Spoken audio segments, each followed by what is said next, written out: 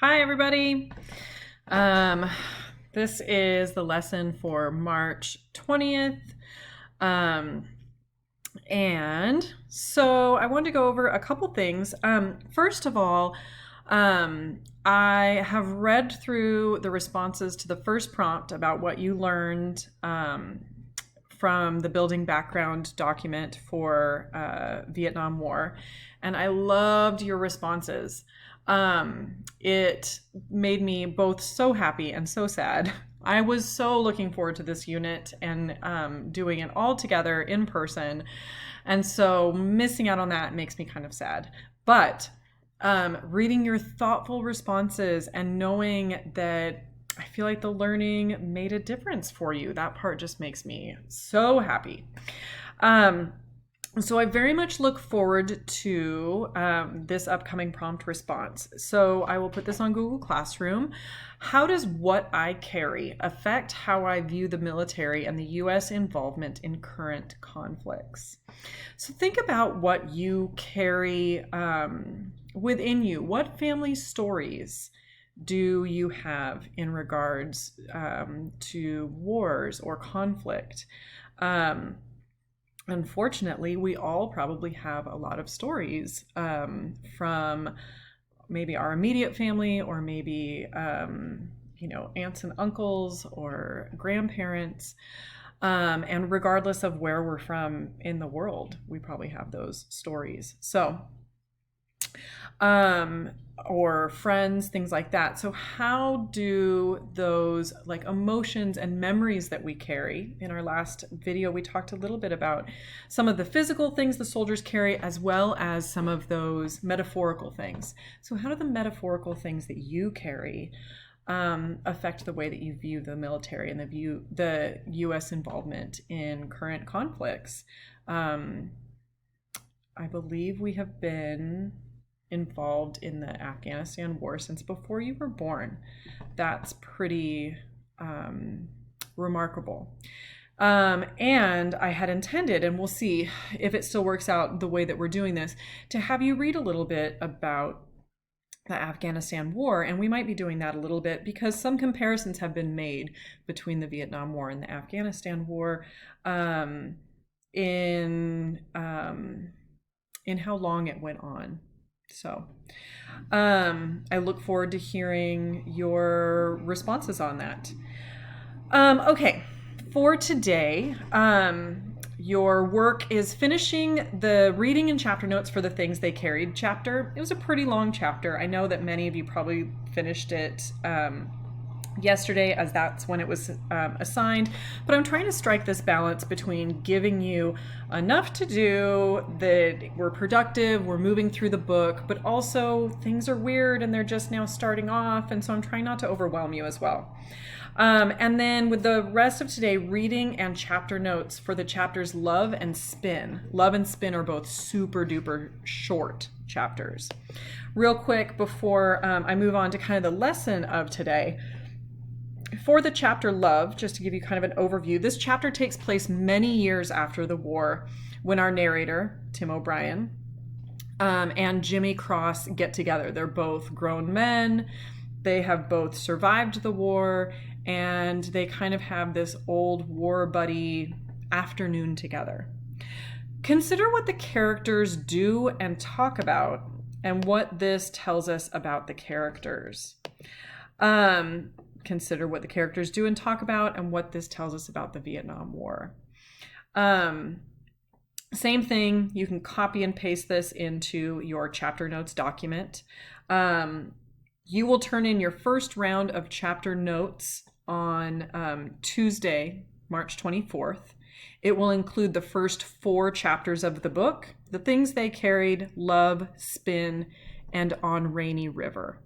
I'm putting together a document. I have to rearrange everything and get it all sketched out. I'll put together a document of kind of exactly when chapter notes are due. Frequently, when we'd be all together, I'd collect them just at the end of all of our reading together.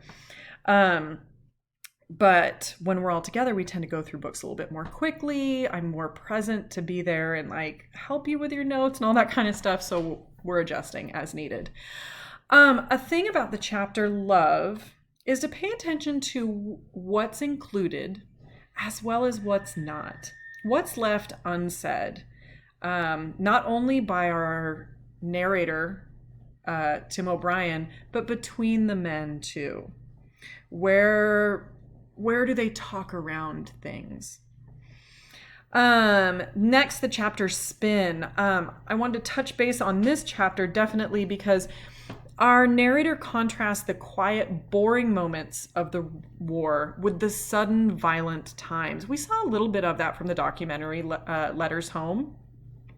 He contrasts his memories of the war with his current life as a 43-year-old father and writer.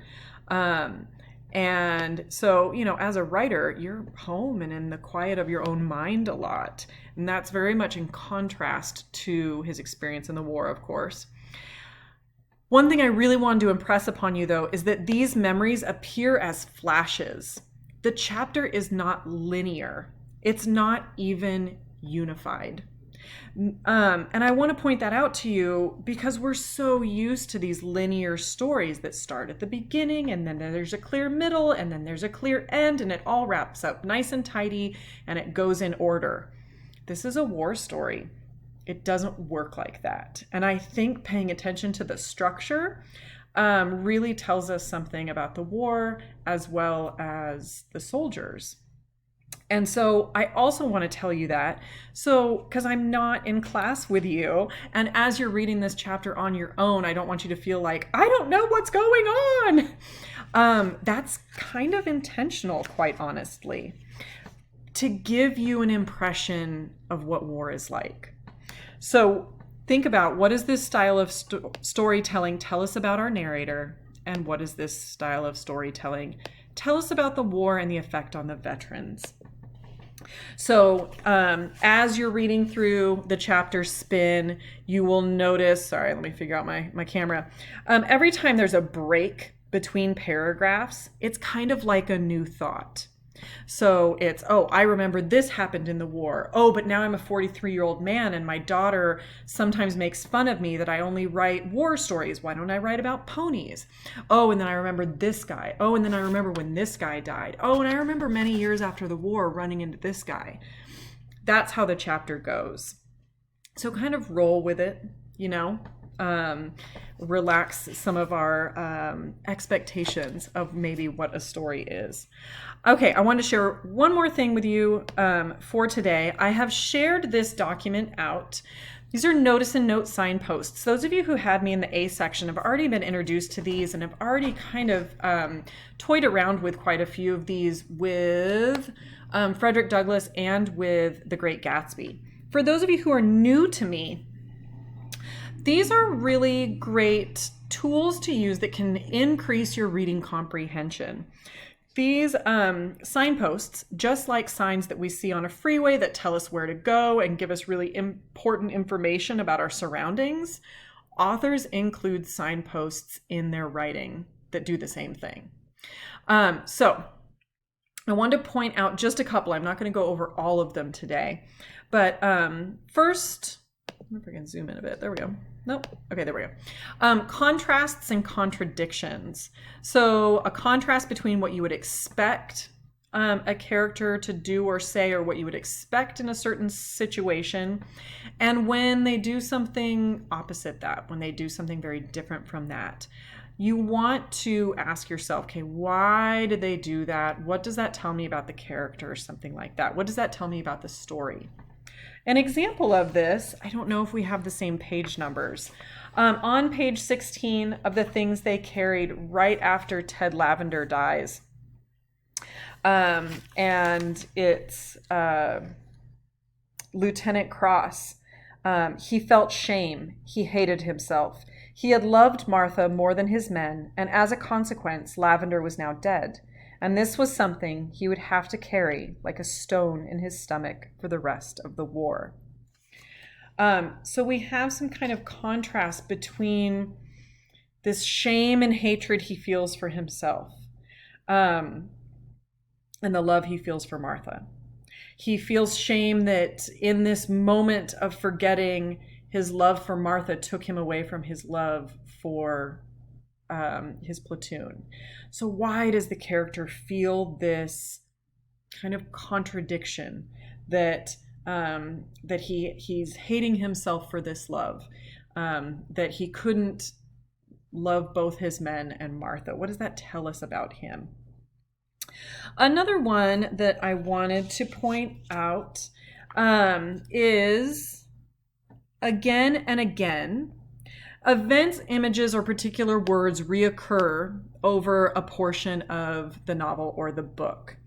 And then thinking, okay, why might the author bring this up again and again? This book is great for, again and again, helping function as a signpost for us readers. Again, since it's so non-linear, it doesn't go in order. Some chapters seem almost dreamlike. The chapter Spin that you're going to read today is very much dreamlike.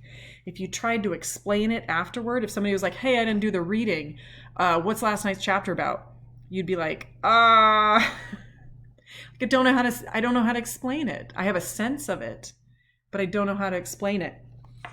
So again and again helps give us some signposts, and we see quite a few things repeated. Of course, there's a lot of I remember.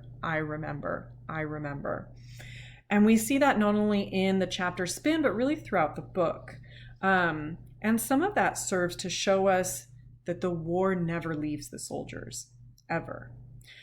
So keep that in mind. Likewise, the death of Lavender, as well as the death of Lemon, interestingly enough, they both kind of have that like flower, food connotation to their names, are repeated throughout the book. We hear the story referenced or told again and again. So thinking, why might that be? Why might that be important? Why might the author be repeating that for me? Okay, I'm not going to go over all of the signposts. You don't want to bog down your reading by,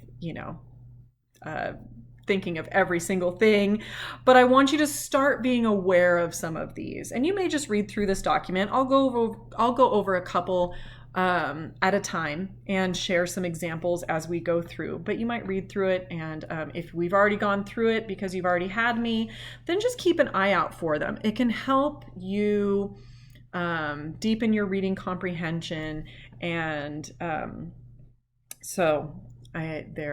they're great tools for readers. And I know from reading your introduction letters, some of you are really hoping to increase your reading comprehension this trimester. We did not make it to the library. I would love it if during this time you're reading an independent reading book. If I know the library's just closed too.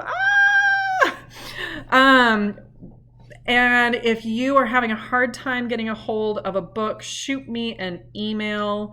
If you don't have any at home, shoot me an email and I will see what I can figure out for you.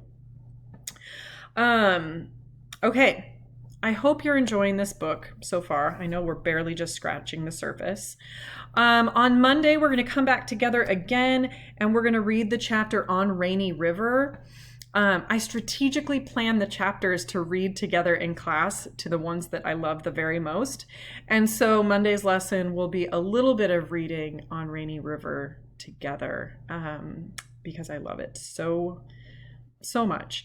So I hope you are well. I hope you're not going too stir crazy. Make sure you take care of yourself. Try to establish a routine. Try to take time off this weekend. Separate your weekdays from your weekend. Try to get outside, get some fresh air, get some sunshine, but keep that social distancing.